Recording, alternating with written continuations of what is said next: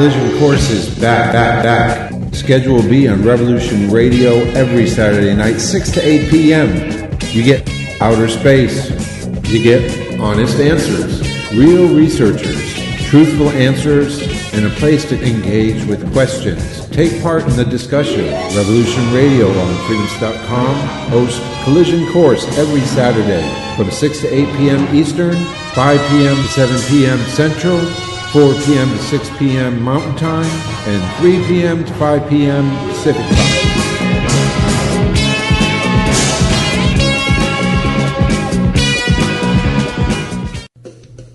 I'm Reverend Medium Tracy Lockwood, and I'd like to invite you to join me as I discuss life from a medium's perspective.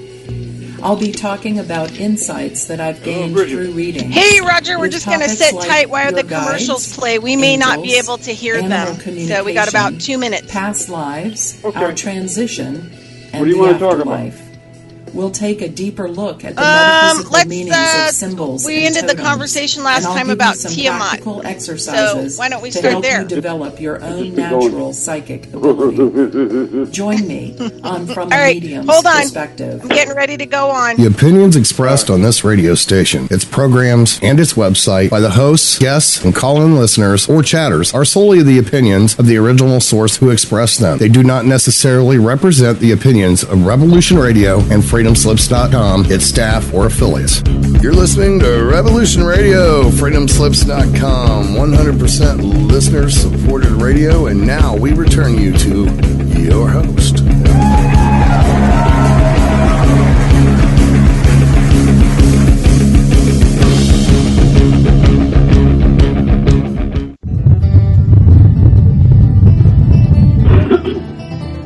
Well, it's time to stumble down the road with host Bridgette Lyn Dolgoff and co-host Jenny Vaught as they carry stones, dig holes, and wield their shovels along the way. On Revolution Radio at freedomslips.com. This is not a seated event. As they talk, run, stumble, carry, dig, drag, laugh, fight, sing, and pray, dance and kick and scream, and oftentimes fall. Hey, is that a stone or a buffalo, Chet? Now, here are your hosts for the next 2 hours on carrying stones and digging holes. Hey everybody, this is Bridgette Lyn Dolgoff, and I am the host of Carrying Stones and Digging Holes on Revolution Radio, freedomslips.com. Anyway, I was on Mona's show, so if you guys, yesterday, the Feral Hippie, Adventures of the Feral Hippie yesterday, which was Friday, so if you guys can get into the archives and you want to hear that show, go back to yesterday and find me as Mona's guest. Also, we are 100% listener supported. All of the people that host shows, we do not get paid. We volunteer to bring, exciting, real information. We are a truth media network. And so today I have, so go to Revolution Radio, freedomslips.com, and if you go to the Studio A, you see the listing on the left-hand side, and you click on schedule, you'll see Studio A. You can go to Studio A, and then you go to the 1 p.m. Eastern Standard Time, and you will see a bee with pollen flying towards a flower. And that is my show, Carrying Stones and Digging Holes. And you can click on that and get more information about me. And if you want to contact me, there's information on there how to contact me. And this show is Saturdays at 1 p.m. Eastern Standard Time. Also, while you're there, go to the funding page and click the funding, and so that you can keep our network on and you can keep us all rolling in truth news and media and bringing very exciting information to the public. All right, so today I'm really excited because I had him on about 2 months ago, and today's guest is Roger Spurr, and he has a YouTube channel called Mudfossils University, and he discusses a topic that I think most people have a really hard time like wrapping their heads around. But for those of you who are awake, you should go there and you should look at some of his information that he provides. He provides scientific data and research to go along with it all. So it's not like just, airy-fairy. He has facts on what his findings are. But if you are awake, you'll really be able to grasp your mind around it, and it'll just blow the doors off. So last time I had Roger Spurr on, it took me about 3 days to recover. So you can go back into the archives. I do have that show uploaded on my Consciousness of Economics and Urban Farm Project channel. And like I said, it was about 2 months ago. But the one thing that really blew my head right off was towards the end of our conversation, where we were talking about the woman standing on the moon who gave birth. And, basically that's where a lot of our water came from on the planet. So that one kind of, I had a few bricks knock me out while I was doing the show with Roger last time, but that one really took me a few days to kind of recover from, which, sometimes information, we have to chew on for a while and find our place with it, right? So that's what all this kind of my show's about, is bringing information and to the public so you can chew on it and decide whether you want to spit it out or chew on some more. So Roger said that last time after the show that we would get into Tiamat. But first, what I want to do is I want to have Roger kind of give us a brief kind of history of how we ended up with the Mud Fossils University and doing the work that he does. And then we'll have him launch into the whole Tiamat, which is really exciting. Okay, Roger, you there? I am here. Awesome. Can you hear me all right? I can hear you perfect. Okay, that's fabulous. All right, let me just roll it out here. Here's the story. In 2012, I discovered some fossils that were soft tissue fossils. Now, I understand biology, anatomy, chemistry, all that sort of stuff, and I like it, and I've studied it all my life, and I fully understand it because I worked in the semiconductor industry, crystals, and all that business. So anyway, I discovered this thing, and I said, whoa, this is a giant human fingertip. And there was no question about the nail bed is there, and every bit and detail is there. So I tried to get Yale to look at it. They refused to look at it. You'd have to have CAT scan. You'd have to have DNA. So I said, all right, I get it. So I got CAT scans. I got DNA. Not only that one, I found some more that were in this area. There was 3 different specimens. One of them was the size of a normal human. One of them was the size of about 50-foot tall human, and one of them was over 200 feet tall. Now, the DNA was taken in the most scrupulous way. It was all masked and covered and bleached and drilled deep into, because I understand the anatomy, I went into the arterial network and took the blood from the arterial network, not from just some scraped off the surface. So it was dense DNA, and it was mitochondrial DNA. All 3 of them were in modern human mitochondrial DNA. And they said there was no question.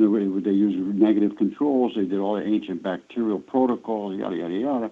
And it was 100% human DNA. So I had those 3, and that was 3 years ago. Yale still refused to see them. Oh, no, you're crazy. And so anyway, I sent it to Max Planck, I sent to Harvard, I sent to everybody. Well, lo and behold, Max Planck and Harvard say, wow, there's DNA in this mud.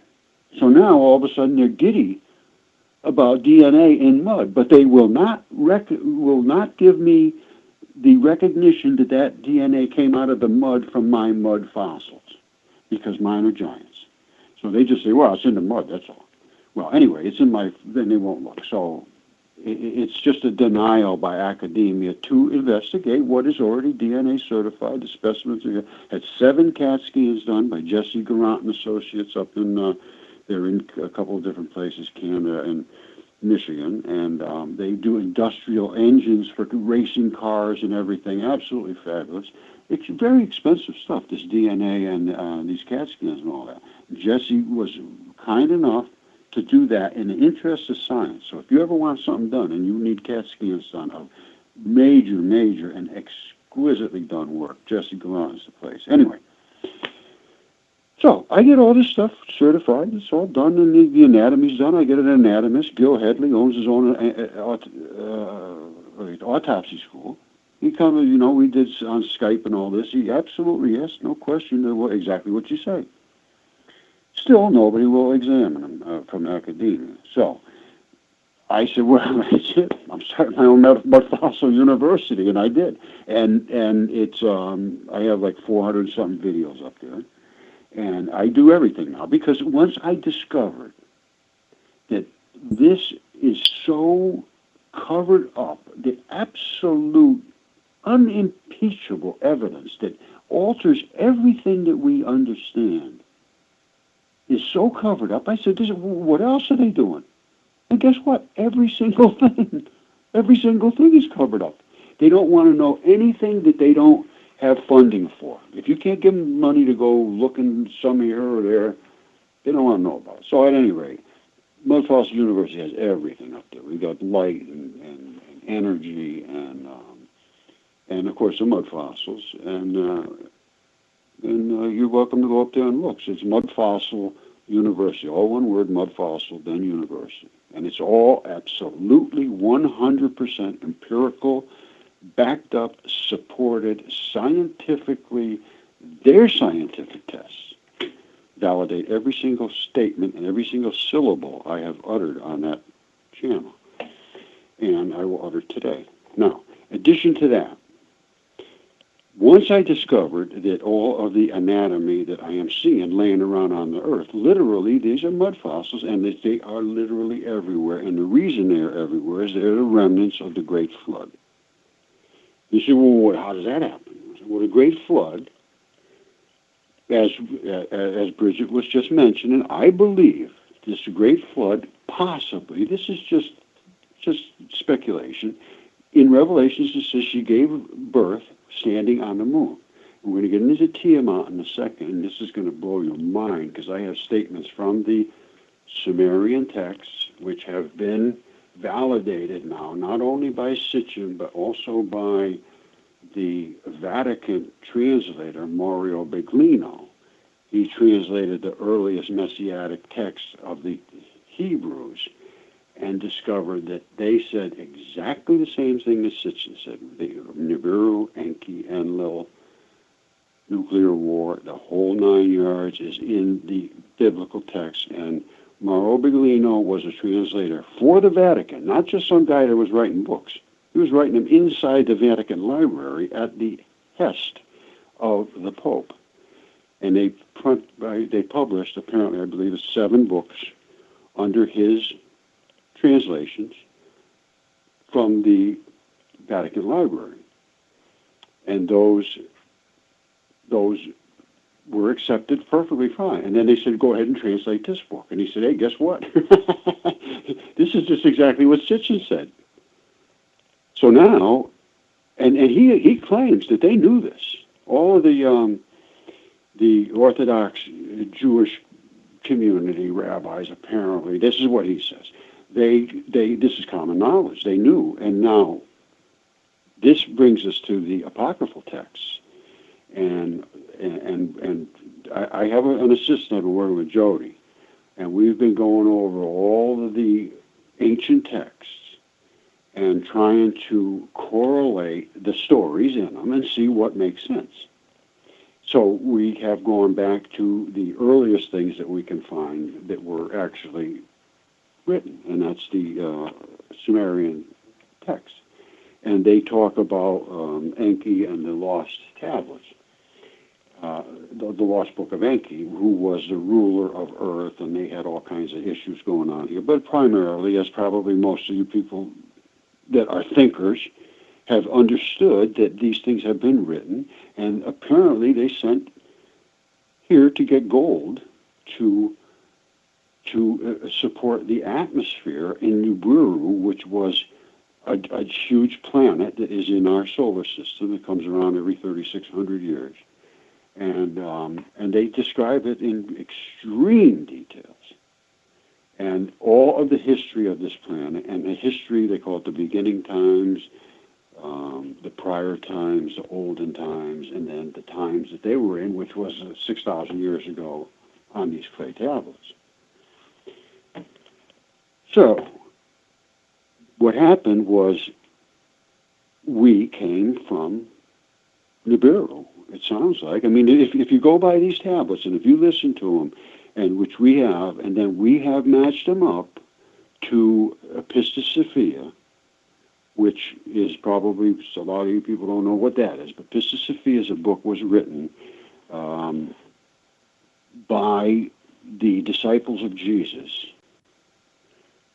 And he came back after he was crucified for 11 years. If you look up Pistis Sophia, so write this stuff down, people, if you would. If you're that interested, this is what you're going to have to do, is do a little research. And it's not going to be easy. Pistis Sophia is the creator of our universe, apparently. And she took this authority on her own and ends up begging for forgiveness from Jesus. And he comes back to earth for 11 years to speak with his disciples and tell them every single thing that happened on earth, every single word that they want to know. And he tells them everything about what's going to happen to us when we die and who's going to get into heaven and what you're going to have to do to get into heaven. It's not easy. It's not easy. And we have been deceived into thinking it is easy by just saying, oh, I'm sorry, I shouldn't have done that. Okay, Jesus, I'm a nice guy. And he's going to say, okay, have a nice day, you're in. Doesn't work that way. Not at all. There's mysteries you have to understand. And it even says, and these are Jesus' words, if that book is correct, and it sounds pretty authentic to me, these are his words. It says, even a person that never made a sin in his life may not get into heaven unless you know the mysteries. And it sounds like these are the same mysteries that are in the mystery of the Book of the Dead, the Egyptians, only they're almost like opposite. And he talks about the dog-headed guy and, you know, all the crocodile-headed ruler and how you have to avoid these people. And, I mean, it's I know I must be sound like an absolute insane person, but it's all there. And now, you still there, Bridgette? I'm still here. I'm listening. Are you okay? I'm great. No, I'm super great. I've studied a lot of this stuff on my own. I mean, when I was a teenager, I got a hold of Stitchin' books and, you know, Carlo Castaneda books and, you know, Jane Rupert or, you know, Robert's books. And so, you know, I came from a family of ancient bloodlines, you know, on the good side. So did you do any Velikovsky? Did you read Velikovsky? No, I didn't. But it still, you know, could be read by me today. No. Oh, yeah, Velikovsky, absolutely phenomenal researcher. And he went back and did the papyruses. He went to where they had written things at the time these things were happening. Wasn't Velikovsky, though, didn't they finally fire him? Because they didn't want him to actually do any more, you know, No, he wrote books. Here's what happened. He did this research, and then he wrote books called Worlds in Collision, and then there was Worlds in Chaos and so forth. Because it says in the ancient text, Venus was born 1500 BC. 1500 BC, there was no Venus. It was born from the feared god Jupiter. It's exactly what it says in the ancient papyrus text. And not only there, in Mexico, China, everywhere in the world, it says it was born as a fiery comet in 1500 BC. That's only 3,500 years ago Venus was born. It is now still 900 degrees. Einstein said, oh, no, it's going to be about like ours. Well, they found out Velikovsky was right about every single word he said. And he's 60 points he made, all turned out correct, that were against what the critics said. And they destroyed him just like they destroy anybody that comes up with something that they don't like. Doesn't matter what it is. I'm telling you, it's infuriating. I got to be honest with you. You know, I have stuff that will hold up in a court of law. It won't be looked at by the people that we look up to as our leaders, that are the ones that arrogantly sit back and say, here's what you have to say, or I will have you living under a bridge and you will end up paying your student loans to me if you don't repeat what I say. I don't like it. Well, I'm in the same boat because of healthcare. I'm out of the box. And so I chose, not to become a medical doctor because of, I come from bloodlines of, healers that do original medicine, right? Ancient people that have, knowledge. And since, I wouldn't buy their party line, the mainstream party line, they basically, tried to arrest me, cease and desist me, come after me legally for no reason. They did that for 4 years. And I had a successful practice for 18 years prior to that, and never had a complaint, never harmed anybody. And so, they did a pretty good job with discrediting me and running me out of Dodge. You know what I mean? So, yeah, absolutely. No, that's your chosen lot. As soon as you go step out, that's the reason no information can be brought forward. It's exactly nonsense. The country we live in, absolute nonsense. And I'm going to tell you something. Russia is freer than the United States. It is. Any of the countries. Well, my dad's from the Russia, and also both of his family lines were from Russia. So the more that, I grow up and I look at my heritage and some of my shamanism genetics and, that go back to some of those areas, ancient original people, the more, I understand, original medicine, like you're understanding original stories, right? Stories and proof that these things did exist. Well, there's also medicine that goes along with this kind of stuff, right? That's more like on an energetic plane, that original people that come from original genetics that were here on the planet long before. I mean, you look at the Hopis, and the Hopis say we're in the 5th extinction, that they've survived the 4 extinctions that have been done to this world, to eradicate or wipe out whatever in whatever way. And they were, during the flood, they were brought underground by what they called the ant people. Right. The people then taught them how to live. And you kind of talk about that, about how, they brought them into a, prehistoric, mitochondrial giants, body that had turned into stone, basically. And that's where, exactly. They brought them into digestive systems. So the thing is that, wait. I got to tell you something. Remember when I told you about the giants got stuck in the mud in the flood? Let me just go over this again, because this turned out to be just incredible. Now, is this about the gold? The gold yes. and the foot? Okay, great. Yeah, this is a great story. About that? I watch your channel, so. Oh, okay. Well, here's what happened. Let me just explain it, so if somebody else hasn't seen it. You want me to explain it or no? Totally. Whatever you want to explain, I would love to hear it.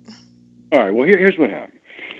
As you know, these giants were absolutely enormous. Enoch said they were 2.5 miles tall, and he was absolutely, no question, correct.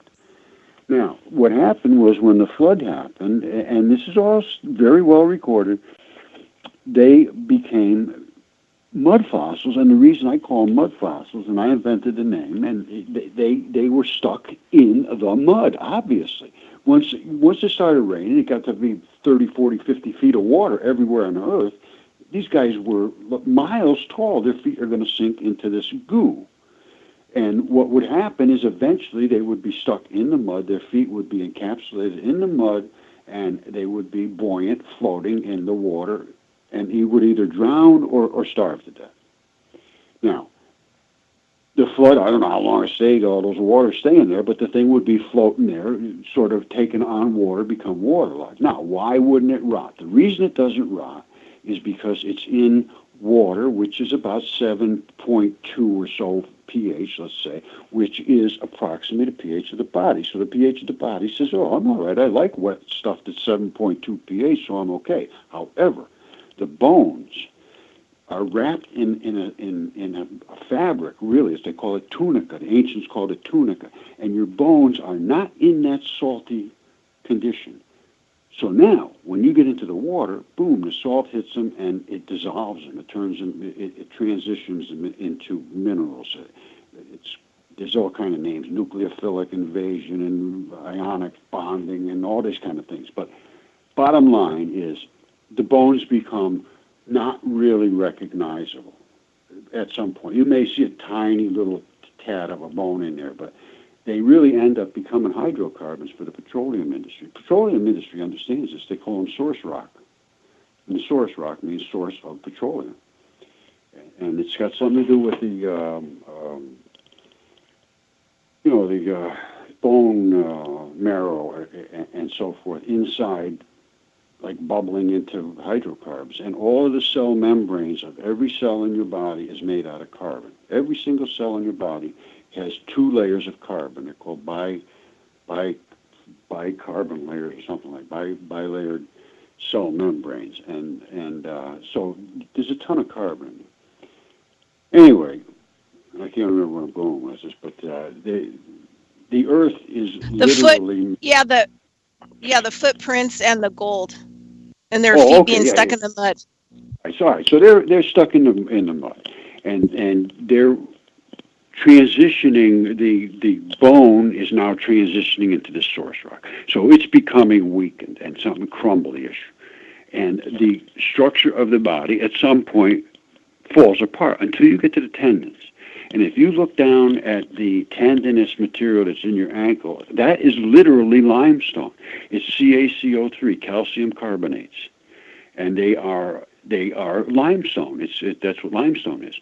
And the reason they're in those fibers, those little fibers, like Devil's Tower is a foot. That's a foot. I don't know, oh, the guy's crazy. Well, it's a foot. How's that? If you look at those little fibers, then go on Google and look up tendon fibrils, and they're little hex fibers, and there's thousands of them in these little bundles in your legs, in your feet, and they're very, very strong and structural, made out of the same exact material, and they are coated, and they're in these hex forms, and they're all in little hex things, and they're coated with what they call kaolin clay, which is a slippery synovial sheath, which allows them to slide between each other, because otherwise you'd be stone. You'd be locked in solid stone. I'm not kidding you. It's a flexible stone that is in your ankle. So you see those flexible things. Now, they come up, and then at the top of Devil's Tower, you're going to see a real wrinkly looking, right at the top. That's called a wrinkle zone at the top of the tendon, because it's under tension. That's a spring in you. It's literally a spring. And when it snaps at that, called an abrupt transition, you call it flat as a pancake right there. That is the nature of the anatomy. And trust me, I know this very well. That's an abrupt transition. It breaks flat as a pancake, and you get that wrinkle zone because that tension zone right there is now been loosened. It's gone into a loose stage, right at the wrinkle zone at the top. You see it, very simple. And then look at all of the tendon fibrils. You're going to see there's little brown and yellowish looking stuff. That's the blood. Blood comes in 2 varieties in your body, and then there's a little transition in between the two. It comes down your body from your heart through the arteries as deep, dark red blood. That's saturated with oxygen, and it gets it from your lungs. And your heart goes blip, blip, blip, blip, blip, and it pushes it down through your arteries. And your arteries have all these little pins sticking out of them everywhere that go in, and they squirt little blood everywhere into your tissues through your whole body. When it gets way to your toes and all at the end of that, it feeds over through a webbing of little tiny vessels to get to all of the tissue in your body. And it says, hey, I need some oxygen, I need some oxygen. It takes all the oxygen out of the blood. And then it gets to the other side. So now instead of being red, by the time it gets to the other side, it's black as the ace of spades. Well, in mud fossils, it's blue in your body. But in the transition between, in mud fossils, you can see it turn yellow, brown, and then it turns black. And I mean black, shiny black, just like coal, because that's what coal is. It's black blood. I'm serious. It's black tissue. It's all of the organic stuff, what they call volatile organic compounds, is all gone out of there, and what you're left with is cell membranes. As I told you before, those are carbon. And that's all you're left with. Everything that's inside those bags in your body, those carbon cells, squishes out and goes away and washes away. And you end up with carbon, which ends up being coal. It gets to the brown, crummy coal, which has some of the organics in there, and it's called sublimation. As more and more and more stuff is sublimated off, it ends up giving you harder and harder carbon. And that's more and more coal. And at some point, if it squishes it in the correct ways, that same carbon becomes diamond. And the carbon that is I love chemistry, and I love all this molecular stuff.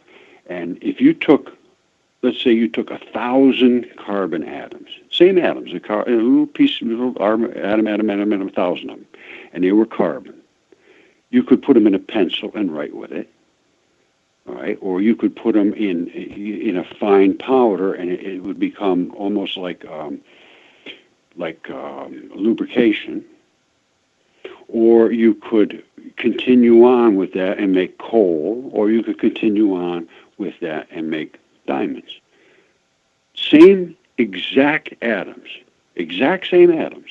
And the only difference between it is the way each atom attaches to the other atoms. And by the time, and when you're at the very loose end, they're just loose. They're all laying around with each other. And by the time you get to the top end where the diamonds are, every single atom or electron is touching another electron holding hands. And it's just, I'm not letting go. that's where you get to a diamond. The rest is So basically all the resources that we think are resources on this planet have come from dead giants. 100%. Now, not only that, when you say dead giants, I'm going to read you something, my good friend. Listen to this. Listen to this. Listen to this. The Lost Book of Enki, Tablet 4. All right, if you go on YouTube and put that in, the Lost Book of Enki, Tablet 4, at 4 minutes and 39 seconds, it says, if the head of Tiamat was in the celestial battle cut off, where was the neck? Where was the golden veins cut asunder? Where were the golden veins from Earth's innards protruding? We are Tiamat's head. If Earth, the head of Tiamat. You hear that? Yeah. So that would mean that, of course, everything would have mitochondrial DNA, right? Yes. Because it was a female. Wasn't Tiamat the head of it was a woman, right? Yes and no. Tiamat, I don't know. I really don't know. You're still working on it. It's so confusing now because as I'm getting deeper and deeper into this, Bridgette, I'm telling you, it's just cracking my head wide open because I'm finding that Pistis Sophia, the book Pistis Sophia with Jesus talking to his disciples, talks about every one of these stories, every little detail about the same sort of stuff. And this says that Nibiru is a creature. Nibiru, these planets are not just planets. They're all creatures. They're all alive. Now, I know the Earth is a living creature. It's a living creature. There's no question whatsoever. If you go through the blue holes, they say that it's like going through the digestive system of a creature. Well, it is. It's a digestive system of a creature. That's why. The Earth eats us. Right? I'm serious. The Earth eats us. It eats everything organic above. And these round sinkholes that are now showing up all over the Earth, these perfectly round sinkholes, those are the digestive system of the Earth. And those things normally... That's cool. That's cool. Yeah, those things normally are filled with huge amounts of hydrocarbons that are being digested, literally digested. And inside of the, if you saw the ones I did showing the Russian sinkholes there, the big Russian craters, you see those? And they show those exact same things that are the arterial entries. They're literally arterial entries into the Earth. The Earth is eating that stuff, and we're stealing the Earth's food. We're taking the hydrocarbons away, and now the layers of the Earth are so deep before you get to any water and fluids and so forth.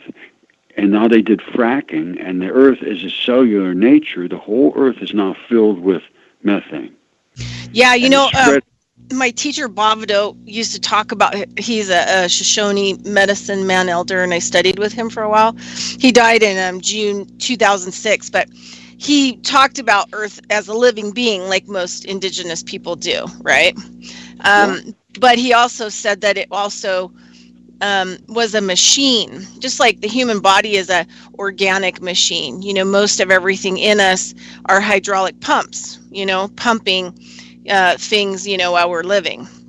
And so he said, like, how the Earth was originally kind of created was that everything had its place, right, to create the balance, so it didn't shift a lot in the universe, right, so that it would spin correctly, or but he said that the oil had a lot to do with the mechanisms, would the organic machine that is the Earth, and the plates and everything, and how everything moves around, and that the more that we remove that, the more cataclysmic events we'll have on the planet, because the things are not being lubricated. You know what I mean? Like the internal parts of the mechanism of the Earth, like the human body, it doesn't have the synovial fluid, right, anymore, which is like this oil, and things. So he talked a lot about that kind of stuff. Now that you mentioned that sort of thing, I wanted to say something about when you were talking about holistic sort of healing and the body as a machine, and how you were outside the system. Well, you are 100% right to be outside the system, because they don't understand how the human body works. Not at all. At all. No, not at all. Now, and I'm going to tell you, because again, this is all from mud fossil research, that once I realized all of how the body ends up, how these creatures end up being what they are, because sometimes I see a lung that's one certain way, another one's got all kind of different crystals in it, another one is mud, another one is such and such. Well, I finally did I did a lot of chemistry and so forth, and I figured out why and the conditions that cause these things, and then I started to understand where the accumulation of different metals and minerals and so forth collect, and how they petrify. I realized that the lungs are filled with these colored crystals. They're all different colors. And now, when you go into the colors, they're all transition metals. Colors are made by transition metals. That's the nature of color, is it's from transition metals. So, I said, well, what are all these crystals doing with all these colors? Well, transition metals are platinum and gold and iron and silver and copper and all these things that they don't even pay attention to. They don't even pay attention to them in the medicine. Oh, those trace elements. They don't mean anything.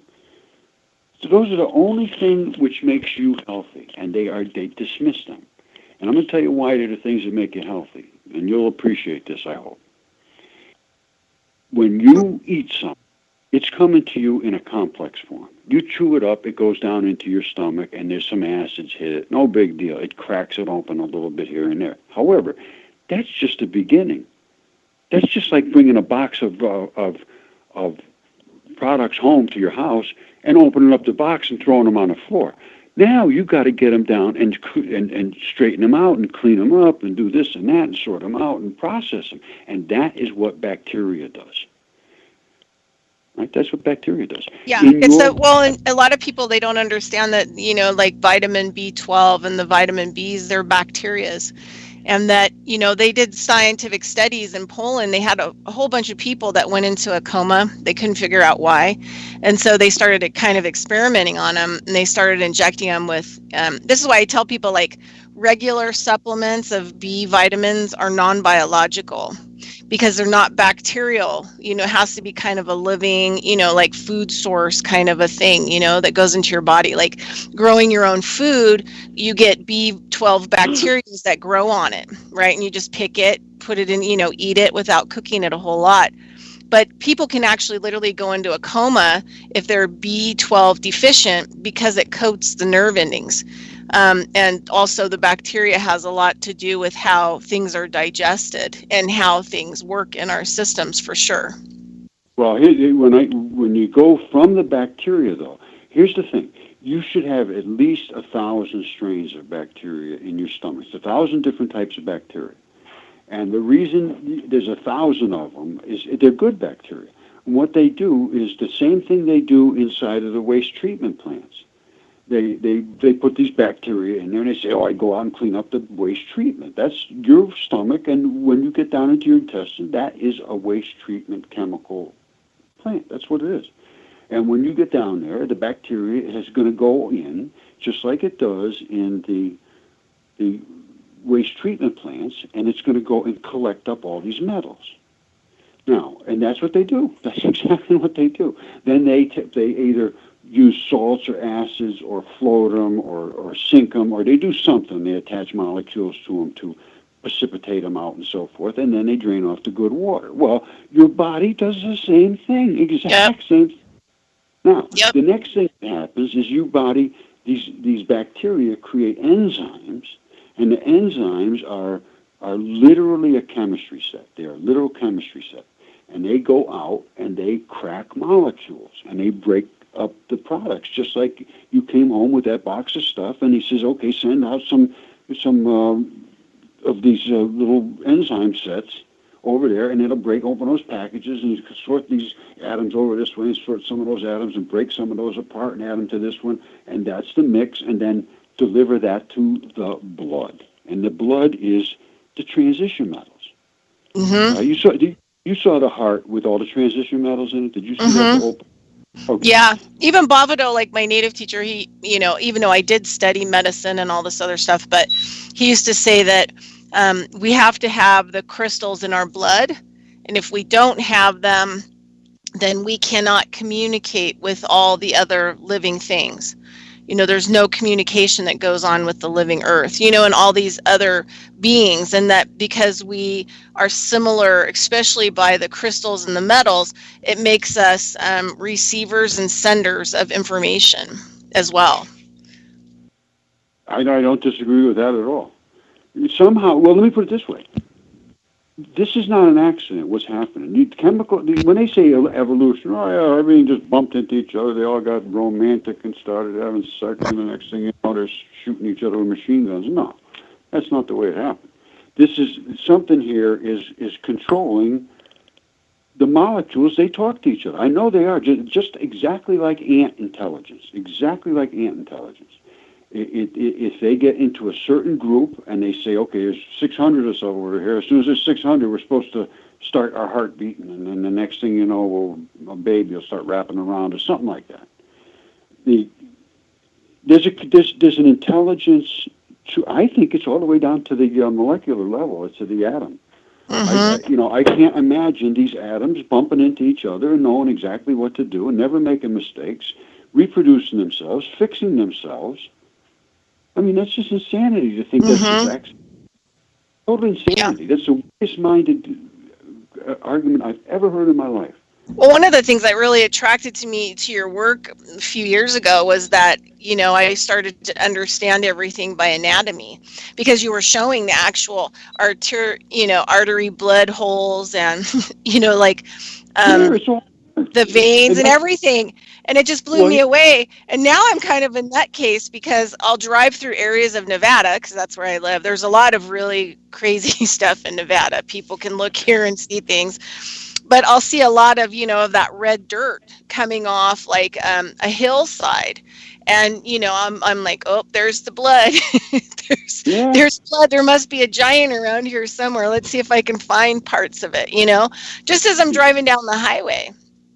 I know, I have people, one guy sent me a post or something, I forgot what he did, an email. He says, well, you ruined my dog walking now. The dog stands there as I keep looking at rocks.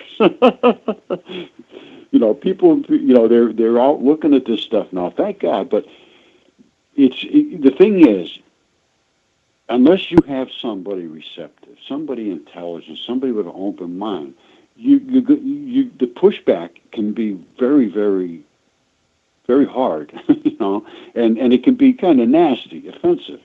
Yeah. Once you choose to step out of your box, or with your knowledge or wisdom, and I know this firsthand, it's like everybody jumps on you. It's like it's a mob from all rule. directions. Yeah, and it takes. Listen to this. I got to tell you, this is hilarious. I'm in a group here. I got quite a few people who have been following my stuff, and some group was posting about a side of a hill that looked like a piece of meat. So one of the people in there's like two responses to it. Okay, so the post says, "Ooh, this looks like meat," and then this girl says, "Roger, look at this." So I go and I look and I say, "Sure enough, it's meat." So I put up a picture of one of my mud fossils. It is meat. Nobody says anything. Now, I go back the next day. There's 790 comments, and they're all just absolute like children, like infants. Oh, not one single one responded to, and I put 3 or 4 different things. I said, "Does anybody have any clue that my posts are here?" And this other girl says, "Yeah, they see them here, but they just so." And then I got blocked from Facebook. I'm blocked from Facebook now. They hate me on they hate me on Facebook. Yeah, I've had some problems in the past myself. But this is the other thing too, is I've had a lot of really good, really conscious teachers that come from indigenous lineages. And one of the things they always said was that, that getting any kind of response. So even though there was like 700 posts that made everybody jiggy with what you said, and it created an intensity, even though if they couldn't put their finger on it and they wanted to just bury their head in the sand about it, but it did create some massive change, even though that there wasn't an intelligent response to it. And my teacher used to point those things out, that at least, they're responding to it, but maybe not responding to it in the way we want them to respond to it, but they're responding to it in a way, that made them a little bit either angry or crazy. And my guru teacher said that, sometimes anger is a good response because it means that at least they saw it, they felt it, right? Whether they like it or not. And sometimes that's the first step in people awakening. Yeah, well, they got to know that it's there first of all. It's like my old boss say. I used to work on equipment, and they would send salesmen in big companies, and I'd be inside there, and I'd be able to see what was going on. And he used to say, "Hey, did they say anything about Bob when he was there, the salesman?" And I would say, "Well, they'd say whatever they said about him." He says, "Yeah, I don't care whether they said anything good or bad." He says, "Just so long as they knew he was there." Yeah, no, that's true. Hey, so do you want to go back to real quick, because we have about, 10 minutes or so before the first break, or before the break at the top of the hour. Do you want to go back to that footprint and what you're talking about, the foot being stuck in the mud? Because I think it was one of the largest gold finds in Australia, wasn't it? Yes, it was. Yes. Yeah, you want to go back to that? Yeah. I forgot all about it. Okay. Here's what happened. So anyway, I've been posting for a year or two about the foot being where you would find the gold, because the guy's going to be standing there. He's going to be stuck in the mud. Once your blood stops flowing, as Bridgette knows, the blood is loaded with these transition metals, and I've shown that, and nobody can dispute that. And the transition metals, the heaviest ones, are pretty much in that gold area, and they fall straight down the arterial passages, because there's no restrictions in arteries. It's just you cut an artery and you're going to bleed to death. The vein is opposite to that. It has a clamp that says I can't go backwards because I'm using blood. So the artery runs it right down to the heel, which is called the calcaneal branch, which is a whole bunch of little fibrous branches in the back of your heel that are the first spot that something heavy would run to, and specific gravity, how heavy it is, where it will accumulate. So, there's this mine in Australia. I can't remember the name of it, but they were going bankrupt. They were going out of business, and they were about to sell the mine off. And, I have no clue if they have any idea what I was saying, but for some reason they decided to go straight down as far as they could, because I kept saying, if you follow the quartz, if it goes down, you just keep following it. And when you get to the bottom, well, that's where gold is. Because the quartz is what fills in, it's silicates. It fills into the actual tubes when all the blood and the bodily fluids run out of them. And I showed Bridget seeing it where the blood matches right up to the gold. So you can see the blood is there, and it actually connects right into the gold, and it just continues on because the gold now has plugged below, and there's still some blood above. Anyway, there's no question that's what it is. And they always say, yeah, you got to find the quartz. There are a vein of quartz, and then we found a mother lode. Well, up above the ground, you are going to find some gold, obviously, because it's going to run down from above, and it's going to slide off into these little pockets up above in the flesh. But then they say, well, it ran out. It didn't run out. It ran down. Because once they say, well, the quartz is there, but there's no more gold. Well, of course the quartz is there, because the gold now is way down below, and the little scraps they found up above, a few 100 pounds here and there, it's just scraps. So they went 1,600 feet straight down. When they hit 1,600 feet, they found 25,000 ounces of gold in one rock. And they pulled up, I think, 2 boulders, and it was the biggest gold ever found in history. I think it was 25,000 ounces in one. It was 198 pounds of gold, or 198 kilos. I forget what it was. Huge, a lot of gold. And then they went down a couple of weeks later, and they found another couple of chunks. And that's just the start of it. And because I went on Google Earth, and you look from Google Earth straight down, and you can see that it is it's in one of these feet, because you can see the structure of the feet from up above.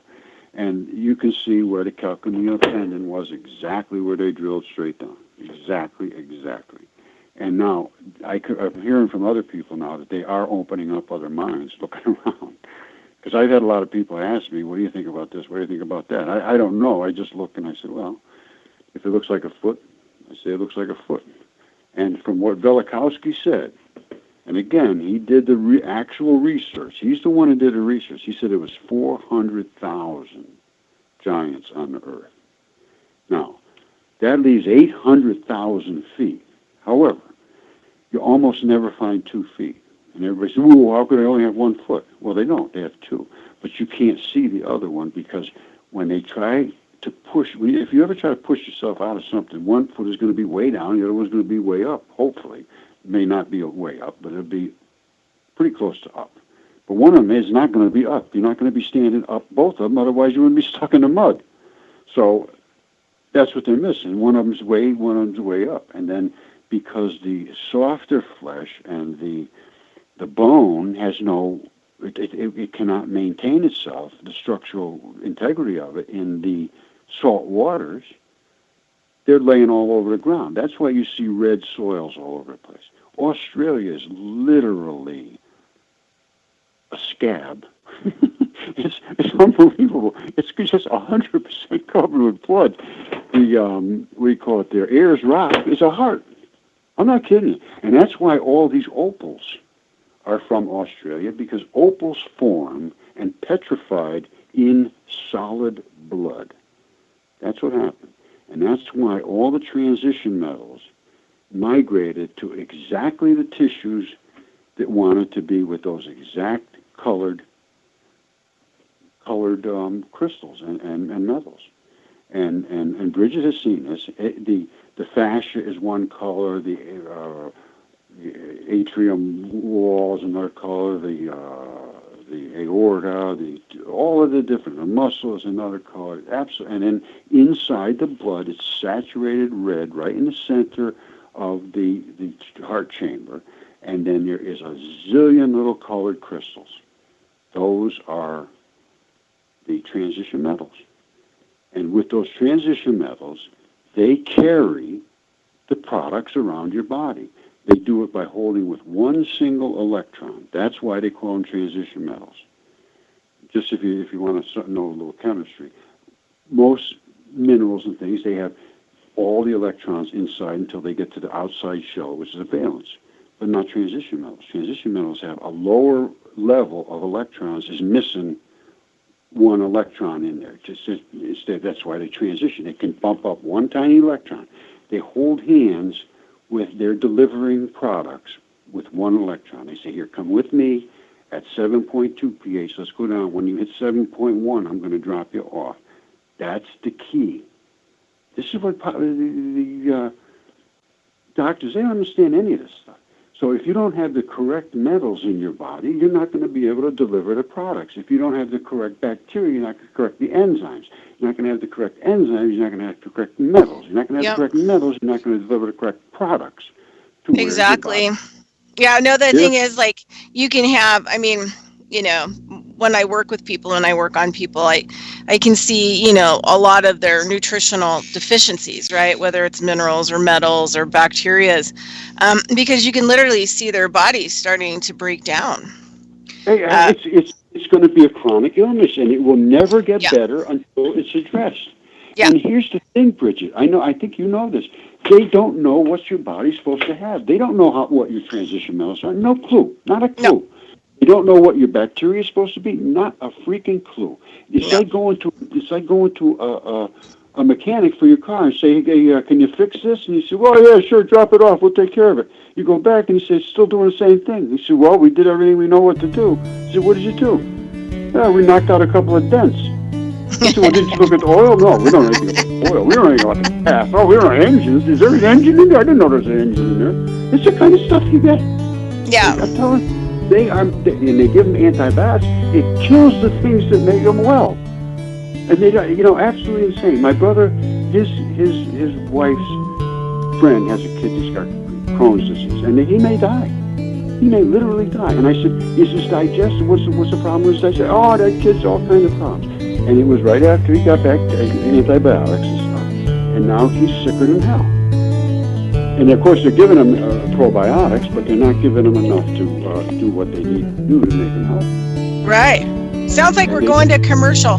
So we'll be back in 3 minutes. I will be here in 3 minutes.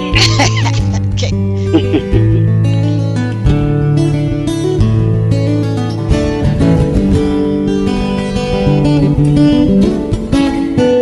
Listen to Revolution Radio at freedomslips.com. And we'll be right back after this message.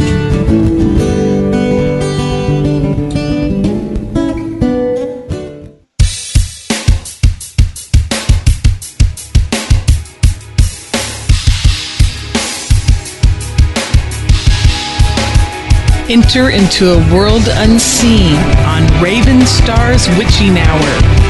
You will encounter eclectic topics from the realm of spirit brought into our matrix of truth. With your host, the Solaris Blue Raven. Solaris will bring you an array of unique guests covering topics from ghostly spirits to amazing anomalies, covert technology, UFOs, and shadowy global events. And that's right here at Revolution Radio, freedomslips.com, Saturdays, midnight till 2 a.m. Eastern Time. Revolution Radio, where information never sleeps. Let the magic rise.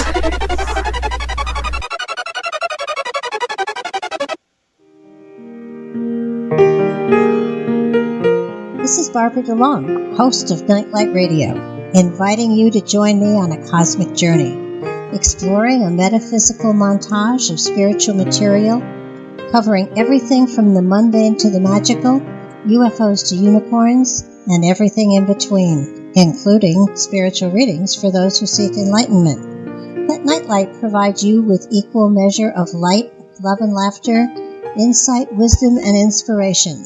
Monday nights, 10 to 12 p.m. Eastern, right here on Studio B, Revolution Radio at freedomslips.com.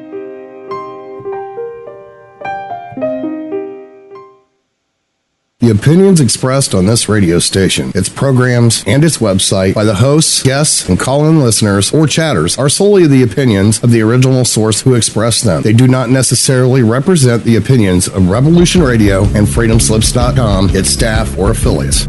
You're listening to Revolution Radio, freedomslips.com, 100% listener-supported radio, and now we return you to your host.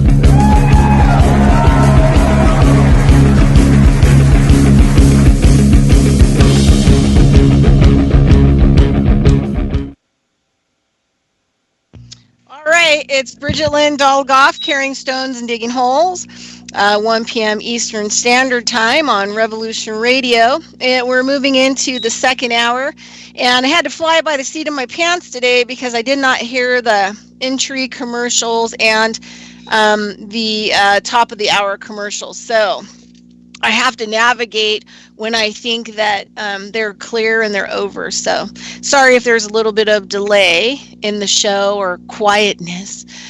Anyway, today we're talking to Roger Spurr, who is the owner and operator of Mud Fossils University YouTube channel. And we're having a conversation with him today about mud fossils and kind of all of the insight that kind of goes around them, and the ancient texts that Roger has been diving into. So last of the first hour, we were talking kind of about the processes of the body and how these processes are, found in the mud fossils as well. And so I was just going to throw something out there real quick, and then we have a kind of sort of a question from a listener. But so Roger, sometimes I think that maybe the fifth extinction that's going on right now, because we don't know about how we all operate together, the earth and all the plants and blah, blah, blah, and us, and that medicine and science are so far off. Sometimes I think the fifth extinction is going to be for humans this time around nutritional issues and physical sterility. Because nobody really eats from the earth. They don't really take anything, and most of the food doesn't even have any nutritional density anymore. Lettuce people buy from the store after 3 days it's picked has no nutritional value in it, and a lot of it's grown commercially, which means that it had no nutritional value in it to start off with. And then we're missing a lot of the bacteria, the trace minerals and trace metals for sure. So sometimes I think, maybe the fifth extinction is just the sterility of all beings on, Earth, birds and everything else, and their environments being sterile. And then it finally, creates enough disease that it tanks us. Well, here, let me just interject something here. Yeah. When you talk about that and about nutrition and so forth, and when I was talking about the effect of bacteria and enzymes and metals and trace elements, and the fact that these it's a dance. It's an actual dance. And if you don't have the correct trace elements in your blood, you are going to have excessive or not enough of what the products are that you need to run your life. And then what will happen is you say, oh, I got problems with my fingernails. Well, why do you just have problems with your fingernails? Another guy says, well, I got problems with my joints. Oh, I'm all the time sore. Another guy says, oh, my eyes give me this. Another guy, my hair falls out. They are all different elements. They're all different elements. They're all delivered by different bacteria, by different metals that were produced by different enzymes that were produced by different bacteria. Exactly. And will give you something that will kill those bacteria and say, oh, you're sick. Oh, I can't figure this one out. Absolute insanity, absolute nonsense. Now, so what am I just doing? Complaining? No, I am not just complaining. What do we need to fix it? We need a database. Absolutely simple as that. You go to the doctor, he says, all right, give me a drop of blood, it's no problem, and give me a little stool sample. No problem, go home. You go home. He says, okay, you got your, and then they're going to put this into a database. And it's going to be a norm. There's going to be a norm. I don't care what they say. There's going to be a norm that will show up within a couple of weeks. They'll say that if you have no bacillus in your body, then you have no copper sulfate. You have no copper sulfate, your fingernails are going to get fungus. That's just going to happen. So when this is just a simple database, you need the trace elements, everything that's in your blood, every single thing that's in the blood, what's in there, and the quantities. You need the fecal sample, what's in the fecal sample, quantities, and so forth. And then it would be nice to have a hair sample because that's a long time sampling. Then you have a list of symptoms. The guy's got his hair's falling out, his toenails are getting fungus, whatever it is. And then there will be a database, and absolutely, I guarantee you, within 6 months, if you had 10,000 people in this database, within 6 months, it's going to be so refined that you will know exactly the levels of all of these things. And the doctors right now, they're just absolutely 100% blind. Try some of this. Yeah. Try some. Well, I used to, this is kind of an interesting thing. So, mind you, the doctor that I used to go to had been a doctor for 40 years, and he, had gone through the process. He ended up sawing people's legs off in Vietnam when he just got out of medical school, even though he wasn't a surgeon. And then he went through the processes and the healthcare and everything, and he became 100% alternative and resigned his medical license, right? So he could just do alternative stuff. And he was the best dark field hematologist in the United States, if not the world. And what he would do is he would take just a drop of blood, put it on dark field, microscope, and he'd put it on a big TV, and then he'd go through all the stuff that was going on with you on a microbial level, nutritionally, if you had some kind of injury to part of your body and it cut off part of the system, they would do, kind of like, sort of injection acupuncture to open up those tissues in those areas to get stuff flowing again, and all kinds of stuff. But he would see the different layers that you had, and then, he'd work on the layers to get down to the very, deepest microbial layer. But he could see everything, anything that ever had happened to you. And he was just totally mind-blowing because he could see, the effects of what was going on, from the simplest thing. Like he talked about how he had a guy who had diabetes, and the guy kept coming in, and they couldn't figure out what was going on. And it turned out that the guy had damaged his toe so badly, like one of his little toes on one of his feet, that it was just totally mutilated. So the signals that were going through the body in that area were not working anymore. And so they did some like acupuncture, like injections in there. And then the toe actually kind of, all the tissues and everything released around the bone. And then like within an hour, the diabetes was gone. About how that acupuncture, did we talk about, or have you seen about how the acupuncture, they realize now, these are where the acupuncture points are on the body, are literally the intersections of the fascia system. Yeah. Yeah. Right. And that's, basically, so a lot of like what I tell people is tension precedes disease. So exactly. When you get tension in areas where you have the fascia that is like tightened up, because I'm a by trade, I'm traditional osteopath, so I deal with the structure. That's how I alleviate a lot of the stuff. And I do acupuncture, but I've done acupuncture for so long that I've actually developed my own technique that I call structural acupuncture, where, when I'm dealing with the structural issues, I go in and I, use the acupuncture to actually untwist, open up the areas that are structurally being blocked. So I've actually kind of gone off on my own and created my whole own set of work. It's probably also why they hate me. Like you have your own body of work, they hate you. I got to say, this is hilarious. All right. Okay. Now, you know what rheumatoid arthritis is. You said you're in the osteo range. Mm-hmm. Okay, you know about rheumatoid arthritis. Mm-hmm. All right. I have a very close friend, and this goes back 5-6 months ago. She has rheumatoid arthritis. She goes to Yale University and they were going to give her all these kind of it's not hormones or something. I don't know, some serious stuff. And she was, oh man, I can't live like this anymore. But I don't know about taking. Well, they're going to give her chemotherapy drugs.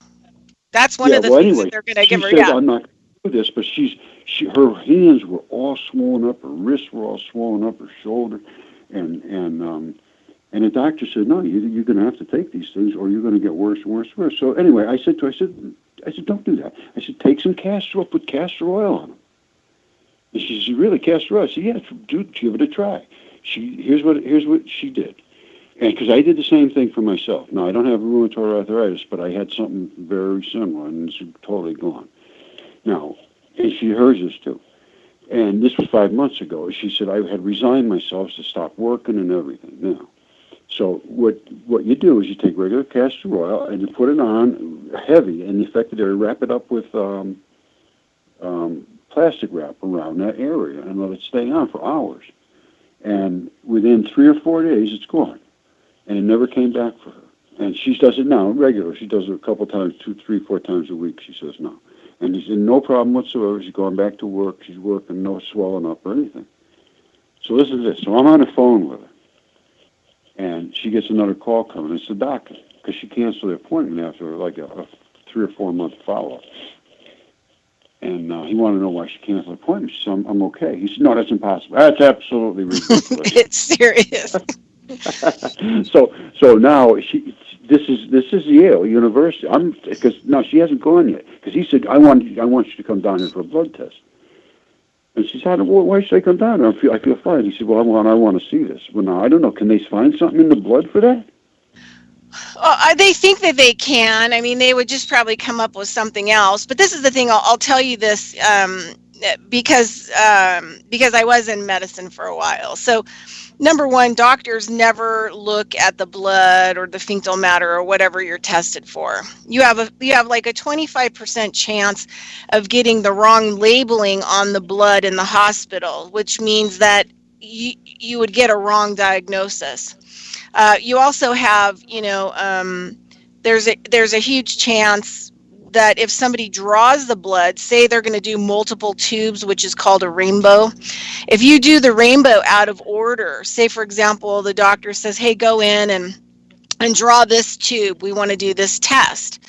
And then somebody comes back a couple hours later and goes into the same blood supply area with the needle and draws another tube, which that tube should have been before the other tube, because they all have gases and crystals and chemicals in all the tubes of blood.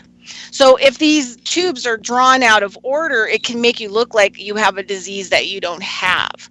So then the lab has to look at the cells, right? And try to tell the story about what's wrong with you.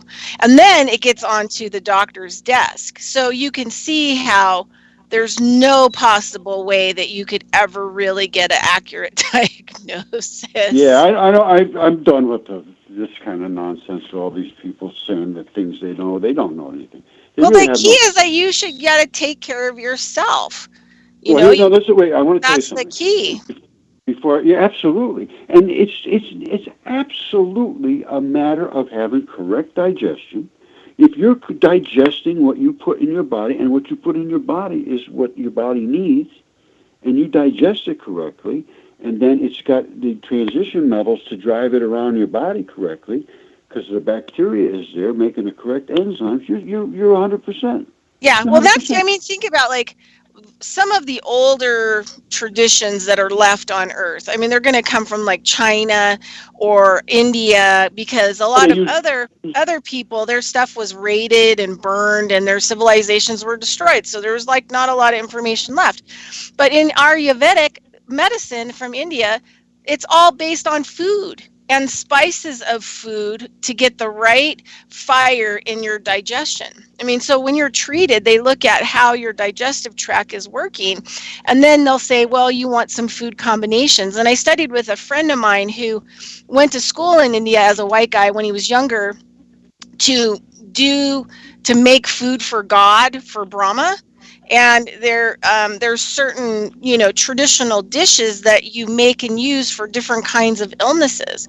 And the one dish that we were making, he said that his teacher said that it was like 40,000 years old, like the types of spices and stuff that were used in it. And I didn't get to learn a lot, about it. But, there are cultures that use, like iodine.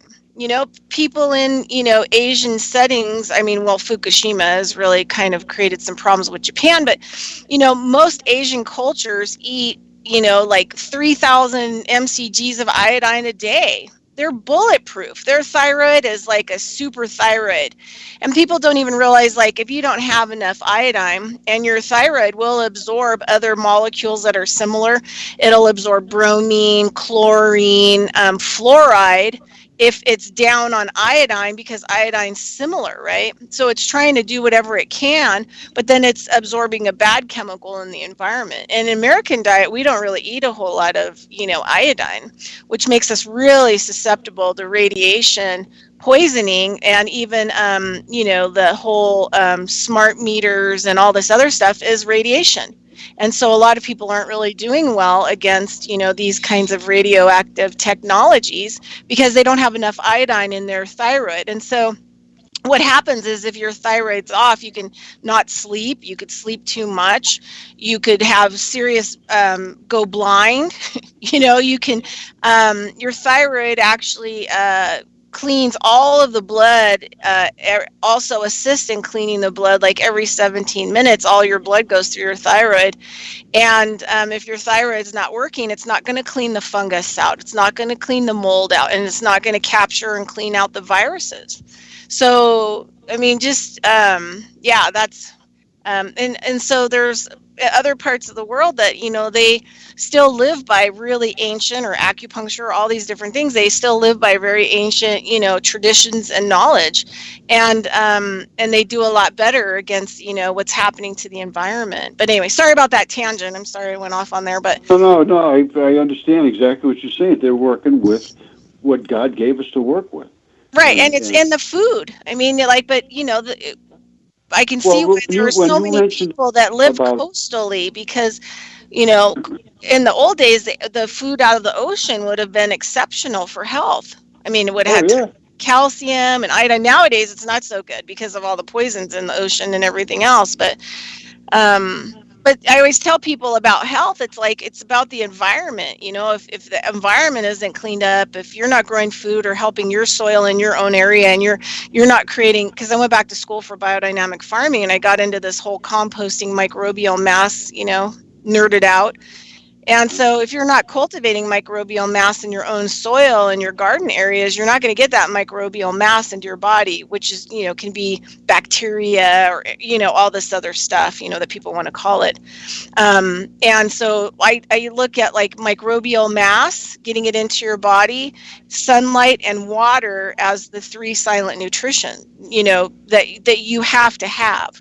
You can't get away from having microbial mass. You got to have bacteria in your body, and you've got to have these microbes that break down the old and then turn it into something new, because your blood is compost. And that's what the dark field hematologist doctor that I used to go to said. You want certain kinds of worms and stuff on the microbial dark field microbial layers. You want to see that in people's blood because they're breaking down the stuff that's not good, right? And they're cleaning up your blood because your body is a composter. That's what he said. And so a lot of it's nothing more than a chemical factory. It's a chemical factory. Exactly, just like dirt or composting or farming or gardening, and a lot of people just really can't. So it's kind of cool to talk to you because a lot of people just can't even relate to the things that I say. Nobody can relate to anything that I say. Never.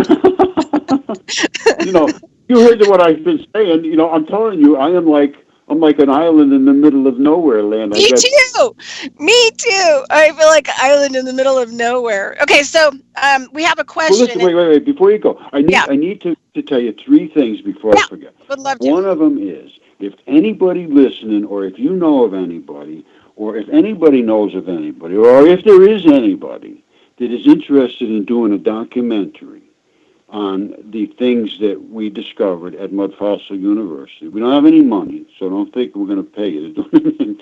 But we're looking to do a documentary, and there's been so many discoveries that we made here at Mudfossil University. And I mean, in light and heat and in energy and the earth and space and, the ancient texts, it can go on for 100 years. I mean, you'd never run out of, sequels. So anyway, we're looking for somebody to do a documentary. Somebody can do a good job, and just get it out there. And I'm not looking for any money. I'm just wanting, and I don't have any money to give. So, secondly, when we were just talking a minute ago, Bridgette, about the mimicking of molecules and causing problems in the way your system works, we're all in trouble here because Roundup has a molecule, I believe it's called glyphosate, and it mimics another, I can't remember, glycosine or something like that in the body, and it fulfills the requirement of something and causes you to be deficient in something, but it's a product of Roundup, and that stuff is everywhere. It's in the kids' food now. They've been, because you can see this. They just announced it. I think it was yesterday about Roundup being in the food. Now, thirdly, so pay attention to that. Actually, I got 4 things. The next thing is the castor oil. The reason the castor oil is so powerful and so effective is as I was telling you before. Hold on 1 second. I just got to write this down. Now, so it's so effective because it's literally carbon. It's literally carbon. It's an 18 chain of carbons with, on the 12th carbon, there's what they call an OH molecule. And anybody that's good in chemistry understands OH is a very, very aggressive molecule.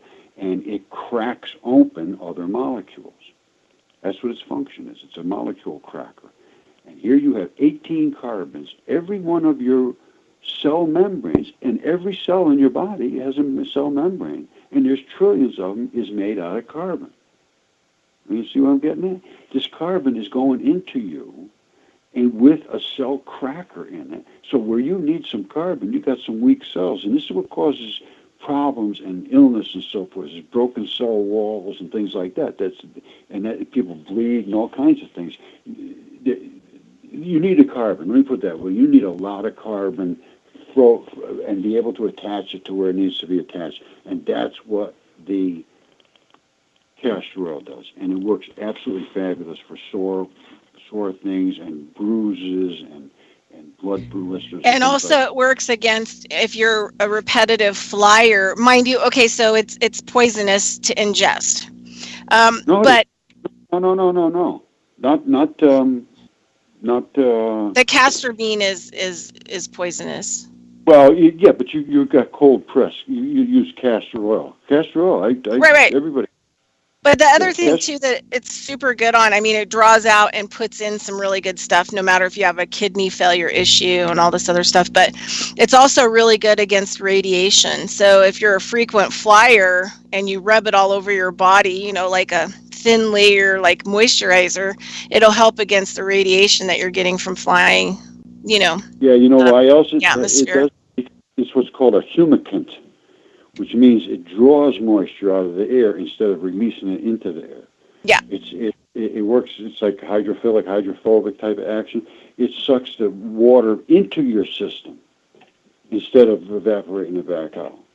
Yeah. So there's amazing things, and like you were talking about mimic, things that mimic, like we're talking about the molecules in the thyroid. But I think, one of the, I forget, okay, so listeners can understand maybe a little bit. So tobacco, if you, smoke it and you inhale it, or, you put it in your mouth, there's a product that's called the nicotine, and that's the stuff that we become addictive to. But it has the same, it mimics, I believe the word is the nicotol, which is the molecules that are available after your body has metabolized food that go into your red cells. And as long as you smoke, this is why you stay thin and you can eat kind of whatever you want, but you start to age really rapidly, is because your body forgets actually how to metabolize food and nutrition, and the body readily accepts the nicotine instead as the metabolic fuel for your cells. So that's the receptors, the cell receptors start to set up and only really take in the nicotine. And that's why, after you give up smoking, you gain tons of weight, is because your body has kind of forgotten how to metabolize your food and products and actually how to use them. And the cells are not really sure what's going on because all the nicotol receptors have been changed into, receptors for nicotine, and then all the withdrawals and stuff like that. So there's a lot of things in our environment that mimic things that our bodies need and regularly use to create something. And so we have to be really careful about those kinds of things. Okay, so now I want to talk to you about I had a and then maybe we can go back to the whole Tiamat thing, right?